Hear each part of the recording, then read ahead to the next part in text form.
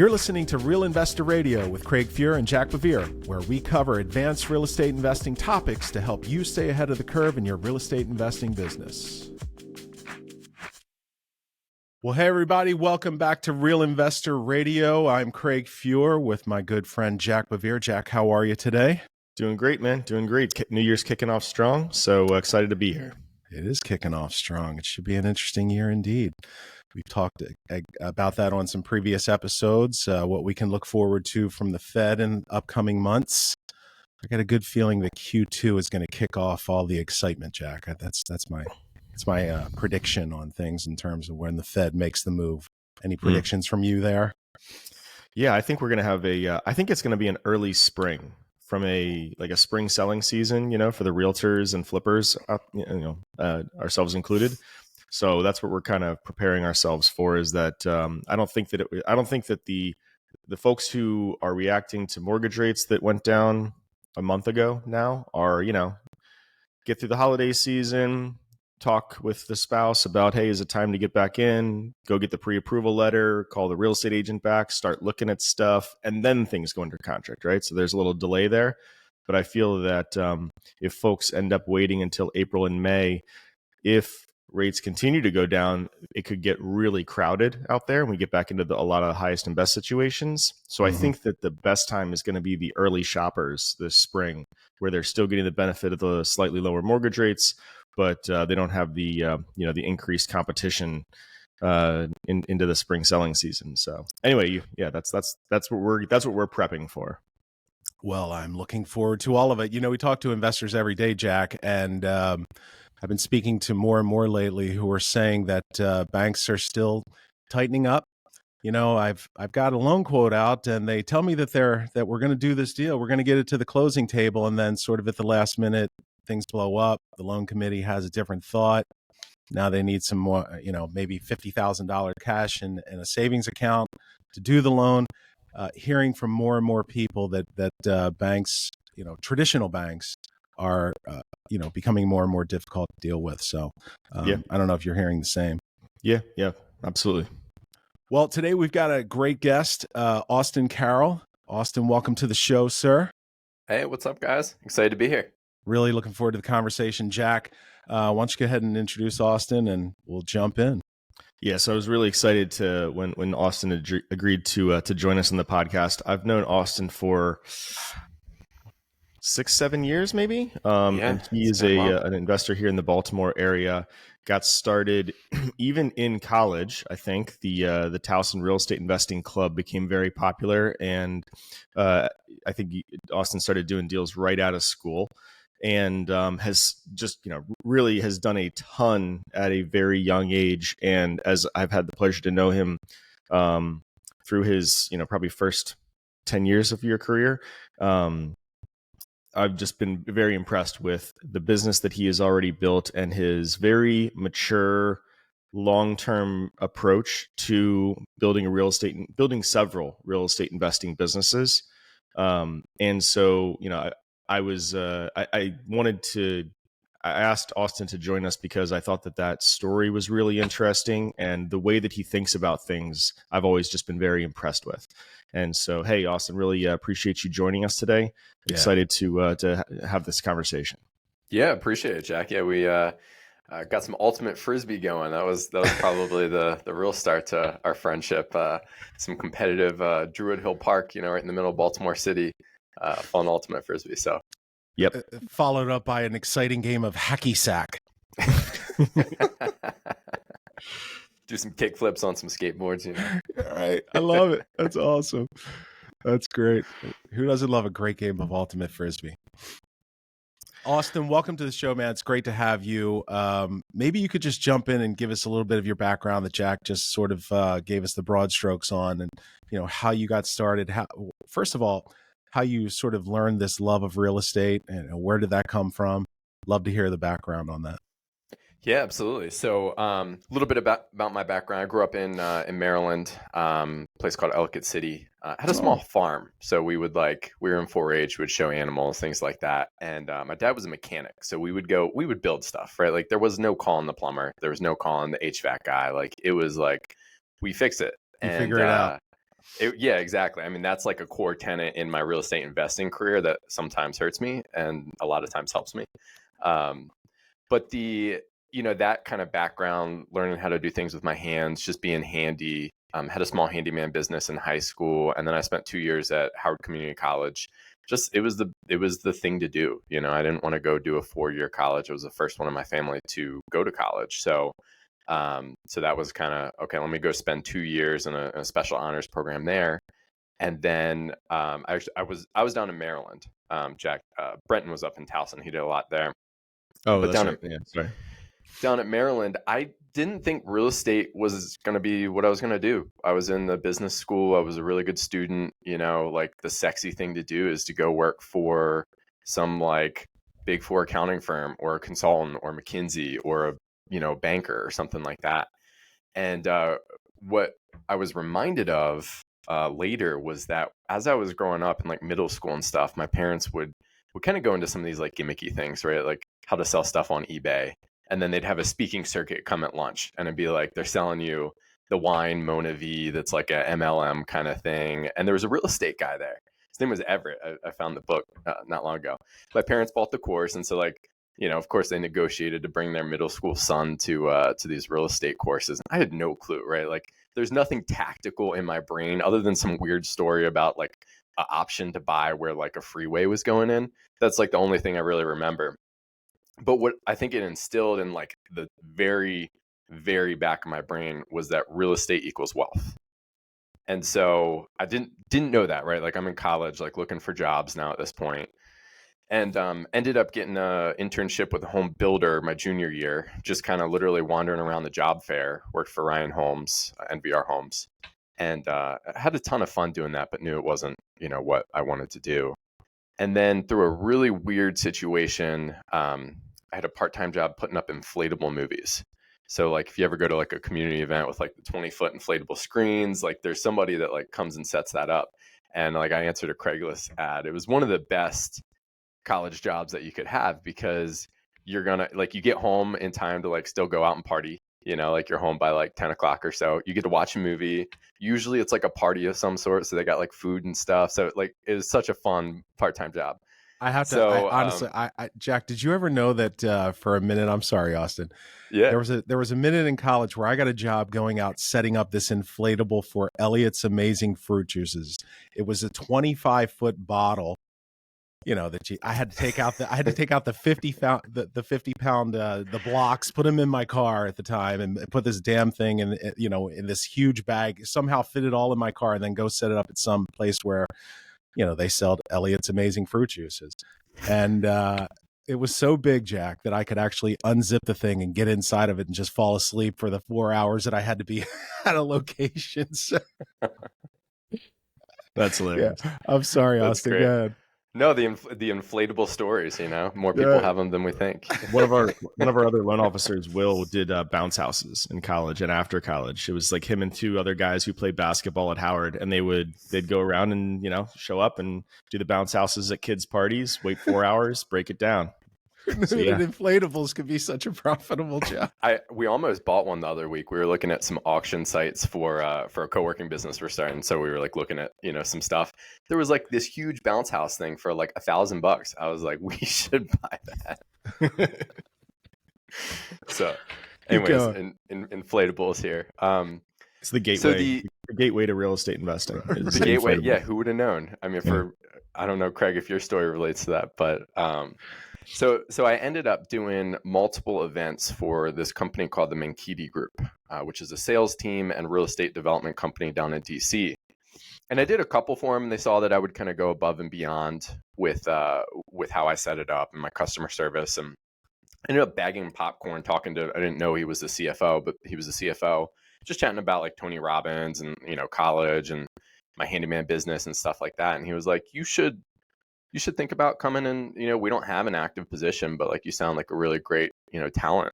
And so I kind of hounded him after that because their business sounded really cool, and ended up getting my last semester in college, getting a internship there. And it just kind of flowed into a full-time job, and it was everything real estate investing. And so, and Bo Mankiti became one of my mentors in terms of, he's got a huge business. He does incredible things. One of the most important people inside Keller Williams. And I would just be there late at the office and be chatting with him. So a lot of my framework for how I think about investing came from this super smart investor guy, Bo, who had, I don't even know how much real estate they had at that time, but they were in commercial, residential, flipping. And I was in the development division. It was really three of us. And so I was working under an architect. So got to learn tons about architecture, design, things like that. And then working in the field with our contractor. So kind of figured out how do the numbers work. It's three of us, so you get exposed to everything. And that was really my start. Knew that I wanted to do my own investing. I bought my first house literally, I was touring stuff as I was graduating. And bought my first house, and it was a house hack, renovated it. It was the typical scenario where it was like, hey, some of my fraternity brothers come over and we pay you beer and we demo, and that was a ton of fun. And then, lived with some of my friends. They paid me rent. I made $500 a month and, didn't have to pay for living. And I took a pretty severe pay cut working for the developer. Jack, you kind of talked about that working with Fred, right? Like it was like, I expected to probably come out of college making 60, 70, 80, and I was making like 40, but it was like, man, this wealth of knowledge that I got was incredible. So how'd you find that first deal? Like, was it the Keller Williams connection that led you to be able to think that you had a deal? You know what I mean? So I was walking through the office one day, and they had a real estate sales team, and literally one of the ladies just said, hey, you intern, you want to buy a house? Like she was literally just lead generating. And I was like, yeah, like I would, like it was in my head not to rent, right? Like my cars, I never, like we buy used and we buy it cash, right? Like my house, I didn't really know what I was going to do. My parents were about an hour away from DC. So I was like, I don't want to make that commute. My girlfriend lived close at the time. So I was like, I'll figure that out. But she asked me that a couple weeks into my internship, and I said, yeah. She started taking me on some showings. To this day, I don't know how I financed it, honestly. I don't, because it was the property that we found was a HUD home store home. Yeah. And it was amazing like deals on there. If you're gonna house hack, I feel like that's like the first place to start, because that owner occ period. Yeah, 2014. Oh my God. Yeah. Yeah. 2014 HUD owner occ. Yeah, that's. And I was scared, right? Like it was on the market for a while. We went and looked at it. It was perfect for a house hacker. It was 5 bedrooms. I could add a bath, 3 baths, had a huge backyard in Riverdale. Cool location. I joke it had my botanical gardens in the back because it was like some old people lived there, and they had like meticulously done this garden, and then it had overgrown for, I don't know, 10 years. And so I built this back deck off of it, and you just be out there and something new would bloom. You're like, oh, we got some beautiful blue flowers back there today. But like you couldn't walk through it. Like it was like a bramble mess at the same time. It was crazy. You and all your buddies, the 21-year-old buddies hanging out in the English gardens out back. I'm sure. Yeah. I put a little hot tub out. After my second refi, I put a hot tub out there. It was fun. The silly things you do when you're young. And I knew that I wanted to have more time freedom. My challenge was I went above and beyond. I was probably working 60, 70 hours a week. I actually had to negotiate to buy the house. I needed about $8K more in salary. So I went to them and said, hey, look, I want to buy this house. I need some more salary, like legitimately. And they said, okay, we've got a 200 work order backlog in our property management division. So after you're done work, if you go work that, we'll give you the 8K. I said, okay. So it was me and a lady working on the property management division, and we ended up clearing the backlog, and that's how I had enough income to buy the house. And then it was just like bootstrapping. I had some cash from selling cattle younger, and doing my jobs and stuff like that in college. So I used cash to fix it up, refinanced it, and it was a fun deal. I sold it a couple of years ago because it came to the end of the capital gains exemption period, but I still love that house. It was incredible. That's awesome. That's a great one. That's a good one. So how did you end up in? How did you, I guess, then get to Baltimore, where you started building a rental portfolio and growing your agent and now commercial business? Yeah. So I knew I wanted time freedom, and I knew I wouldn't have that there. I was learning a ton, but I felt like I probably learned 80% of what I was going to learn. And I was kind of turning into, okay, this is just kind of grunt work and getting a little bit better every day. And so I looked around and a bunch of my friends started to ask me how I bought my house. And I had learned the process a lot better at that point because I was helping the division buy and sell houses. And so I just said, why don't I become a realtor? And so I got my license originally, like I had done it kind of secretly to buy my first investment property in Hagerstown. I was like, okay, I was like one of those guys that was like, I'm gonna get my license and like, I'll get the fees from like when I buy my own house kind of thing. And then just turned into, I actually really enjoyed working with some buyers. One of my dad's mechanics was like, hey, I'm looking for a place, and helped a couple of my buddies. And I was like, actually like pretty good at this. Like this is pretty fun. And so then I joined their sales team for a little while, kind of learned the ropes. And then at that time, that was probably 2016, we were just kind of banging our head against the wall trying to find stuff that penciled in DC. And I knew I don't have a ton of cash. I've got a little bit of equity in my house. Baltimore seems like a much more realistic market for me. And personally, I love making things that are kind of ugly beautiful. And I think that's kind of what Baltimore is, right? Like DC wasn't that ugly at that time, and there were certainly parts of it that were. But man, like I would love to make a difference in Baltimore. And so found a house up here that I could buy and renovate, live and flip. So bought that and came up this way, and then ventured on my own as a real estate agent. Eventually bringing some other people onto my team. So I've got a team of 3 in addition to myself and an admin at this point. And it was just slow growing. I met a partner, Brenton Hess, awesome guy, still one of my best friends. And we looked at buying some we kind of stumbled into a small portfolio just by asking the question when we went to go look at a showing. Like the seller met us and it was, do you have any other properties to sell? And he did. So we bought 11 units, kind of scattered all over the city. And that was kind of the start to like the legitimate investing. And then what year was this, Austin? Roughly? That was 2017 or 2018. Okay. What year did you start working full time out of community college? 2014. So I Okay. graduated 2014 and went full time with Mankiti Group.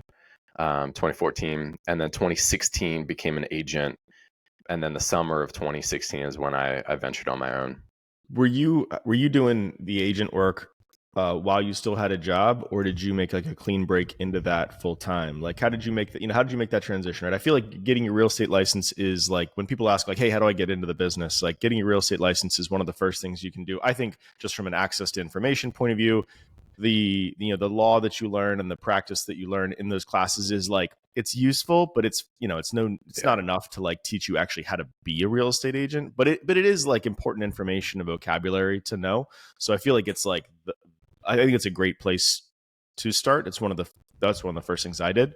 But from an income producing point of view, making the transition from job to full-time real estate agent is a thing, right? Mm-hmm. And then from real estate agent to investor, that's another thing. So like, can you talk to me about the transitions and how you were able to make those transitions? What your experience was, each of those?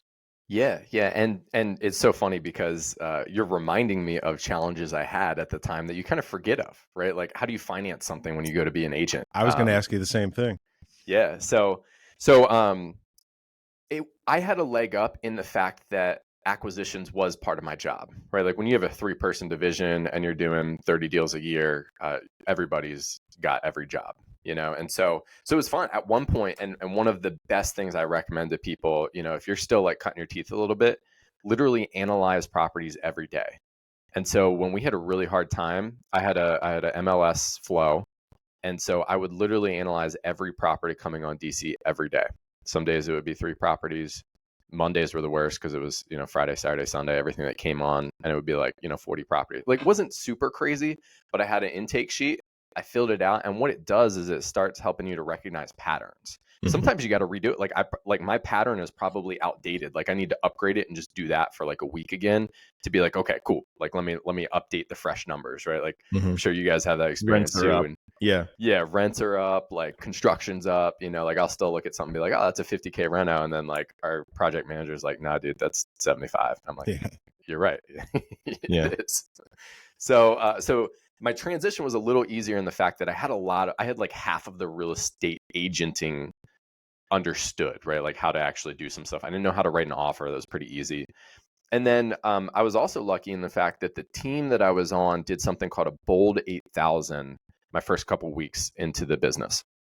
And what that is where as a team, I think it was over 12 weeks, you make 8,000 contacts. And so you're literally just like trying to figure out like, how do I call everybody in my sphere to tell them I'm an agent? And it came at an incredible time for me because a ton of, my fraternity brothers and people I went to college with in high school were starting to round that corner over the next couple of years I'd like to buy. And so, that was a really nice out of the gate kind of. I think my first half year or so, I sold like 4 or 5 million. Nothing crazy, but it was still, still full time for the vast majority of that year. So I don't want to gloss over that. So is that like a Keller Williams term, or like that Bold 8000? Like that's like a Yeah. like it feels like a sprint, right? You do a sprint that you do with other people. It makes it easier because you're all like in it at the same time. But then like you do that. Did you reach out to 8,000 people yourself? Like you did 8,000? There's a team of 10, I think, and it was over 12 weeks. So what we did, it was like literally, it was before, we had like fancy headphones and stuff like that. So I literally like took my phone and kind of like taped it to my head and put it on the Mojo dialer at one point, or it was rubber bands, not tape. And just sitting there, I was out of college, right? I didn't really have much to like go home to. And so I would get some lists from them. I would call everybody I knew. So it was, Bold 8000. Bold is a Keller Williams class. It stands for Business Objective Life by Design.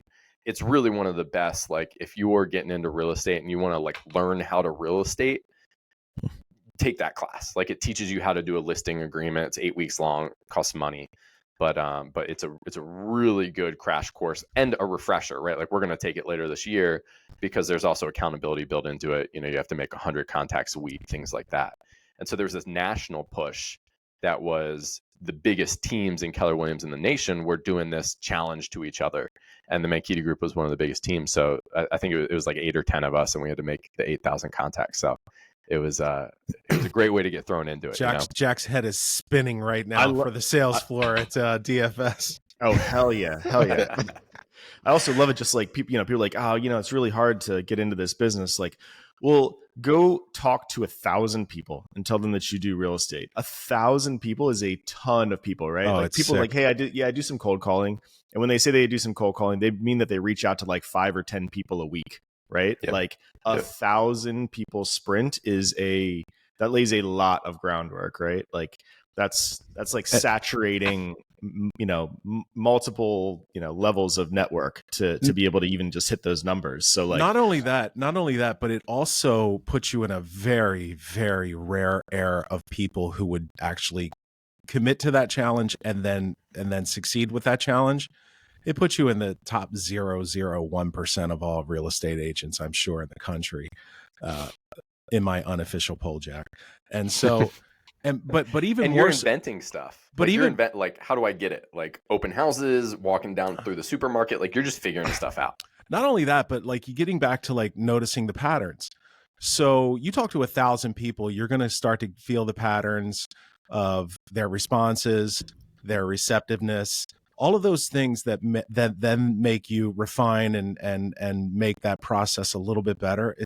Yeah, man, that's awesome. Dude, also to that point, Craig, like your script 100 people in is all of a sudden like, you stumble, the first 100 is brutal and you stumble through it and nothing's smooth and it's a real grind. And by 101, you got a pitch that like, that is going to elicit certain emotions at certain points, and then you've got jump off points they're already built into your head that are you, right? That are organic, that are not like forced, that you're not, that they can tell that you're not reading off of a script. It just becomes part of your business pitch, part of your personality at that point, with that much repetition. But the commitment to that much repetition, to put your head down and grind like that, to build that base. that's what I think most people aren't willing to do. Like Yep. they say they'll tell you that they're hard workers and have a strong work ethic, but are they willing to reach out to 1,000 people? Like that's when it's real, right? And everybody else just wasn't willing to put in the work, Can you talk So about right. what jump into like sort of what came of that? What did you find? What were the results of it? Yeah, I mean the first was that, and the most impactful thing to me was that everybody in my network knew that I was a realtor at that point. And I'll also say I'm not like there are people that are like super proud to be a realtor. And like I actually had more of my investor hat on. And so like it's always been, and part of it might be like some of the realtors I knew growing up, right? Like my parents, be like, oh, that's Sarah over there. She's at church and she sells, 4 houses a year, and it shows, right? And so so that was like it was a little bit hard of an identity shift because I wanted to be known as the dude that was an investor that owned houses, not that was a realtor. And so what that really forced me to do is to tell everybody, hey, I'm a realtor. I'd love to help you. I'm really good at what I do. And I had, I'm a good negotiator, right? Like I knew how to do that. I knew how to think about their house like an investment. And there's still tons of stuff I was learning. So I don't remember the exact numbers, but it was somewhere around, as I was building my real estate portfolio over the next couple of years, that year was like 6 million or so, I think, in sales. And then it was like, I think 10 or 12 million, and then there was a year of like 16 million, and so it's kind of like, it was more so the unit volume. Like it was a lot of unit volume for, generally what I was doing, particularly that it was like, I think I've always kind of been a part-time agent too, because like we were talking about it and joking the other day, because everybody on the team has something else that they do right now. And so we're all like part-time agents in some ways, but we're also full-time agents. Like it's just, we do so much because we love the field of real estate and everything that we're doing. So anyways, that was kind of like the results. But the biggest thing was people would start to call me. And then I also honed that skill of particularly open houses. I still love open houses, like chatting with people that are just coming in. They don't know anything. And I'm an educator at heart. Like that's what I love to do. And so I love walking people through the home buying process. We do a lot of home buying seminars. Like we're really good at that. Like we've done hundreds of them. And so like Jack, if you were like, hey, you got to give one right now, I'd be like, all right, cool. Like it's in my head. I know. Let's start. So also, but like what I'm also impressed with is you've done hundreds of them. Like people will do them, right? They'll do them. They'll do a sprint and they'll do 10, and then they'll get some results from it, but then they'll just stop doing them. And you guys just don't stop doing them. You just keep doing it. Like the consistency of execution is like, really pays, compounding dividends over time. And I don't think it should be understated. I feel like that is unique. People do not have consistency over time. Like they, willing to put in the work over long periods of time is like, that's what creates the compounding, I think. It does two other things. Number one, it saves me time, because if I have a buyer that I'm going to sit down with and do a buyer presentation, I say, come to our next seminar. Let me teach you with 4 other people, and I'm going to save 5 hours of my life. More efficient. Yeah. And then new agents, same thing. They're not going to sit down. They don't know all the like little intricacies, so they send theirs there. And then the third thing is other agents that are coming on. It kind of weeds out who is an educator, right? Like you got to have those common values, and that's something that like in all of our businesses, like we want people that care and want to share and teach, right? Like that's kind of like a core tenet of like what we end up getting with other people. And so, if you're not an agent that wants to do that, then it's probably not a great place for you. So growing this real estate team over time, which when did you make that shift to sort of investor, or were you still investing at the same time while you were putting all of this together? Yeah, it was the same at the same time. So before I left my full-time job, I bought a 3-unit in Hagerstown. And that one's a fun deal, because it was a 3-unit. It ended up being like, through the process, again, I'm still so green in this. And the title company keeps calling me and saying, this is 2 parcels. Like, what is going on here? I'm like, no, it's a 3-unit. That's what they're telling me. Turns out it was a single family home and a duplex, which really helped me out on the value afterwards, because, a 3-unit, at the time, maybe you were getting $60K a unit or something like that. But if you have a single family home that's worth $130, and then a 2-unit, it's a significant bump to 20. Yeah. So that was like a super fun kind of like weird thing. But so I had bought that with my leverageable income, right? I could still buy that. And then I left my full-time job. And so it was a refinance, it was a burr, so I was physically working on it at that time, like literally like weekend, load up the truck, let's go up to Hagerstown. My grandma had come, she lived close to there. So she would like come like sweep, like it was kind of fun, like just kind of like random stuff. I was like, bring sandwiches. yeah, exactly. Like that. It was like the old school, like a that's lovely what we chicken did. soup. Yeah. I think we did have soup when it started to get cold. So it was so much fun. But I looked around, and my best friend Will had moved back to the area and was living in my house hack. And I just said, hey, like, do you want to? I need to refinance this thing. The products that are out there today, the DSCRs and stuff, they were non-existent that I knew of. And so it was, let's go to the regular banker, you co-sign for me, and you buy in at 10% equity. Just something kind of, we just made it up, right? Like it was like, give me 5K, you get 10% equity. Cool, we'll call it a day. And that was the start to my partnership with him, which is now, we own almost 100 units together. And so that was like a trust thing. And then I had somebody to bring in the car with me when I went up and worked on the house. He's not nearly as handy as I was, but he held his own there. So that was like that was like right as I was transitioning, right? So 2016.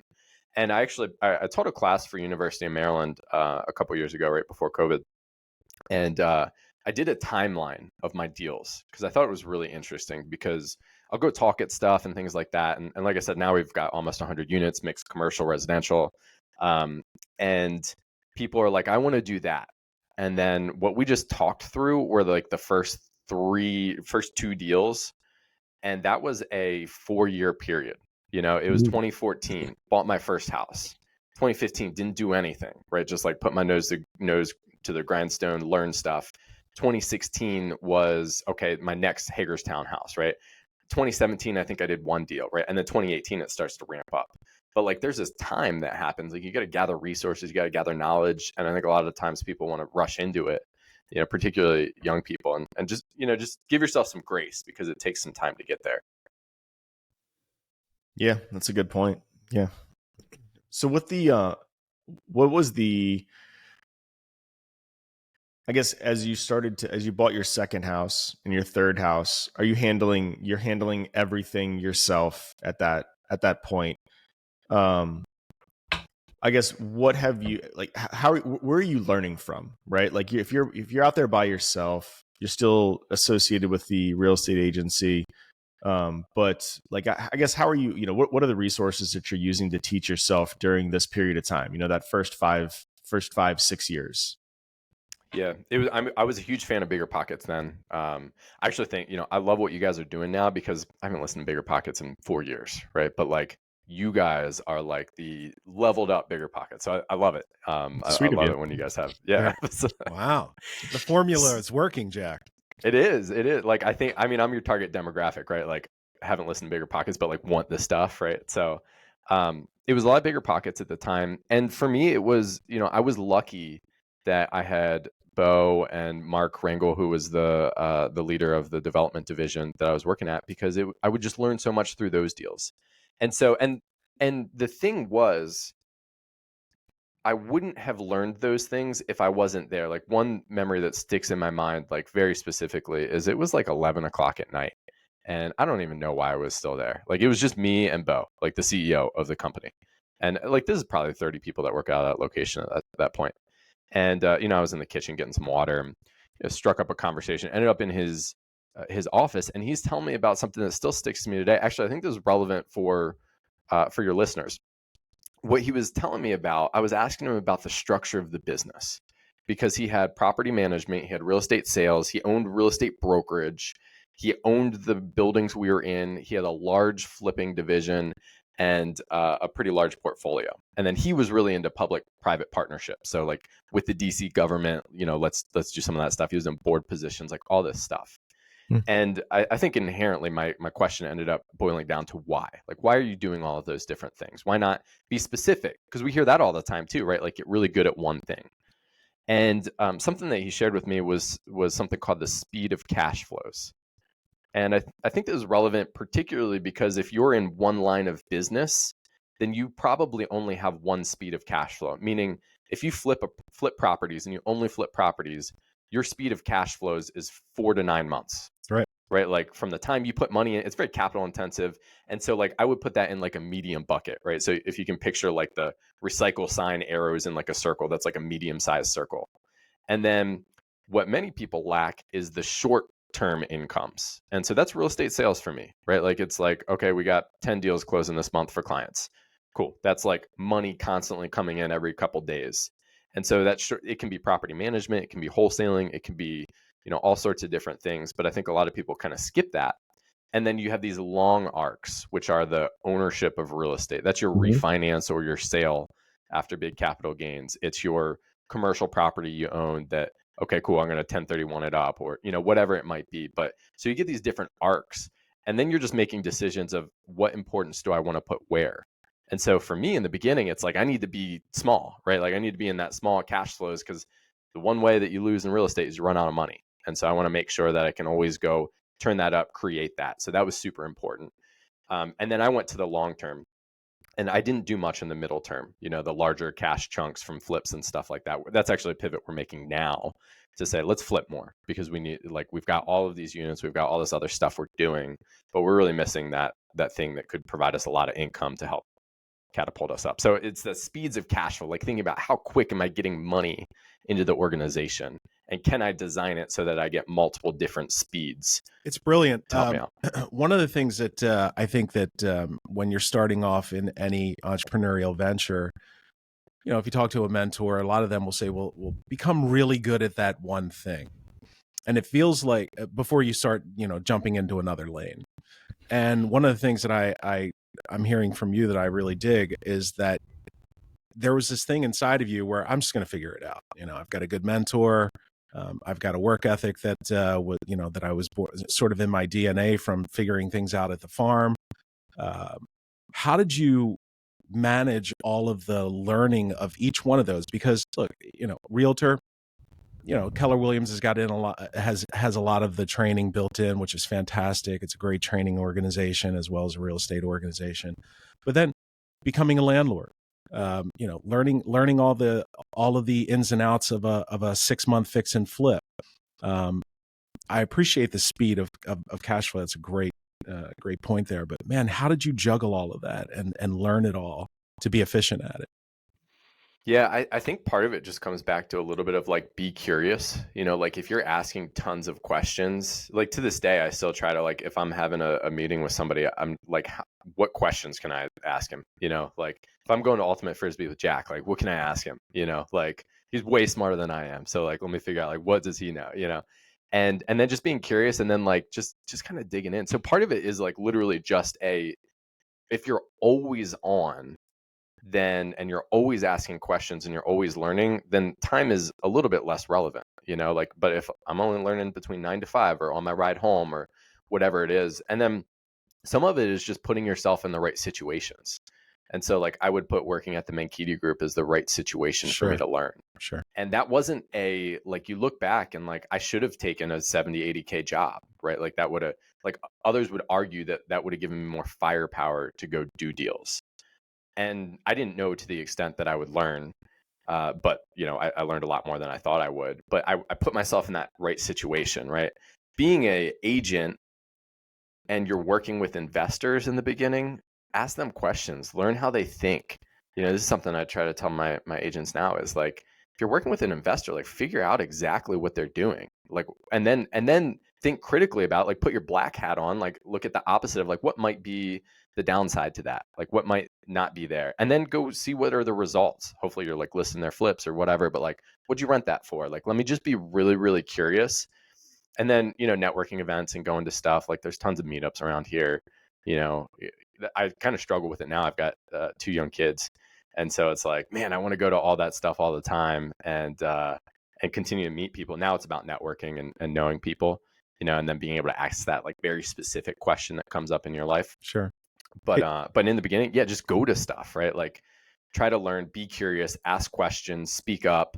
Like, I think it's as simple as that, honestly. Jack, as I look at, I've known you for a very long time. And as I look at the sort of the trajectory and of the Dominion Group and all the businesses within, I'd love for you to speak to the same. Like, how is it that, you just you learned so much over seemingly a short period of time, Jack, but I know it's not felt like the shortest period of time, but yeah, speak to that. Yeah, what Austin's saying really resonates with me. I got out of college, studied real estate and finance in college, like wanted to go do real estate, and then did commercial real estate because that's what you should go do. And I went to a good school and got a great job in New York, working 80 hours a week in basically a real estate finance job. And that was like the best, like that was, I was on like the best track there was for being in real estate, right? Like coming out of school, like that was the most, I was on the top of the classical track, right?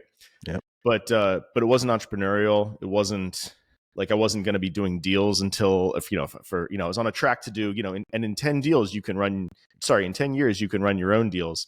And I was just young and arrogant and impatient, and so I quit a job in New York that I was making 150. I made 150 grand, my first year out of school, and I quit it to go to Baltimore, and Fred gave me 55 grand.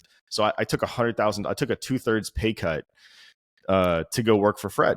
And I just soaked up, I spent that 80 hours just hanging out with him and just soaking up everything I could for just, for years. So, I tried to download his entire body of knowledge as fast as I could. And I was like, and I'm getting paid for this, this education that they don't teach anywhere.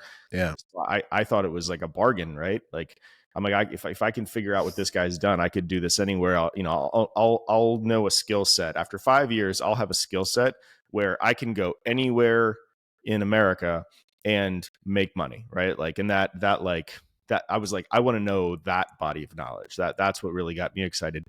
But yeah, it was just like, but I guess so it's difficult to like.